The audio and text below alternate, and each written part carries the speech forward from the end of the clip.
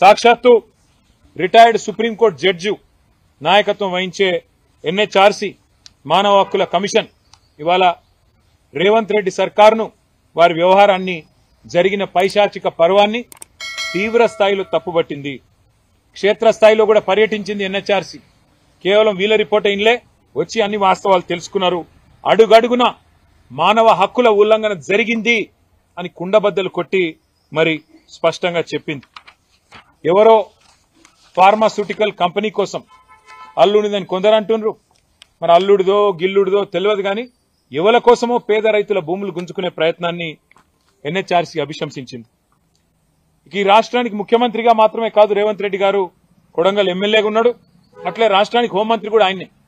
మరి పోలీసులు చేసిన ఈ దౌర్జన్యం ఆయన 3 రకాలుగా బాధ్యత తీసుకోవాలి. స్థానిక ఎమ్మెల్యేగా సిగ్గుపడాలి స్థానిక పోలీసుల దౌర్జన్యానికి. రాష్ట్ర హోంమంత్రిగా నిజంగా సిగ్గు ఇజ్జత్ ఉంటే ముక్కు నేలకు రాయాలి. రాష్ట్ర ముఖ్యమంత్రిగా నీకు సిగ్గుంటే రాజీనామా చేయాలి ఎన్హెచ్ఆర్సీ చెప్పిన తర్వాత. ఇవాళ ఇందులో స్పష్టంగా ఎన్హెచ్ఆర్సీ రిపోర్ట్, ఇది నా కవిత్వం కాదు, ఇది ఎన్హెచ్ఆర్సీ రిపోర్ట్.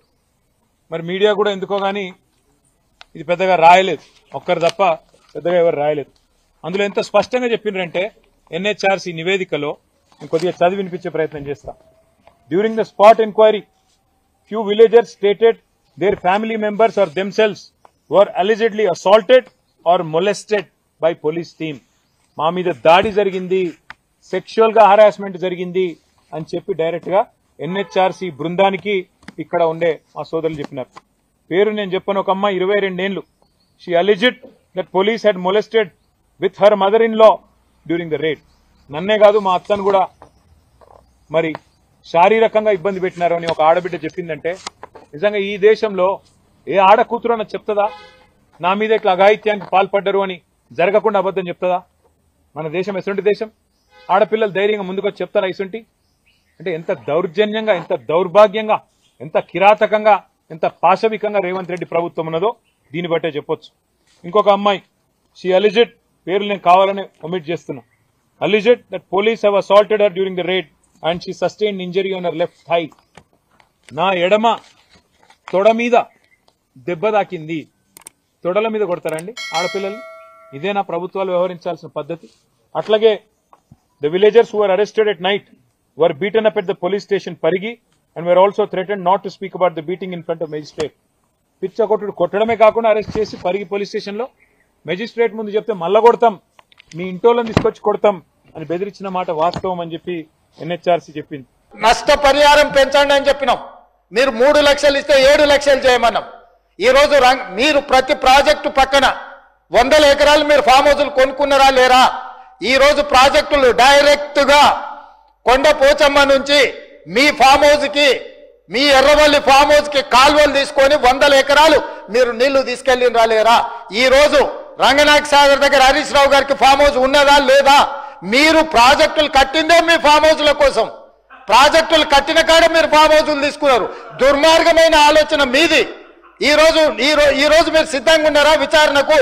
కొండపోచమ్మ దగ్గర ఎవరికి ఫామ్ హౌస్ ఉంది, రంగనాయక సాగర్ దగ్గర ఎవరికి ఫామ్ హౌస్ ఉంది, లేకపోతే ప్రాజెక్టులు కట్టిన దగ్గర ఎవరికి భూములు ఉన్నాయో, ఎవరికి ఫామ్ హౌస్లు ఉన్నాయో నిజ నిర్ధారణ కమిటీ నేను కాదు, ఈ సభలో ఉన్న కాంగ్రెస్ పార్టీ నుంచి ఒక్కరిని కూడా వద్దు.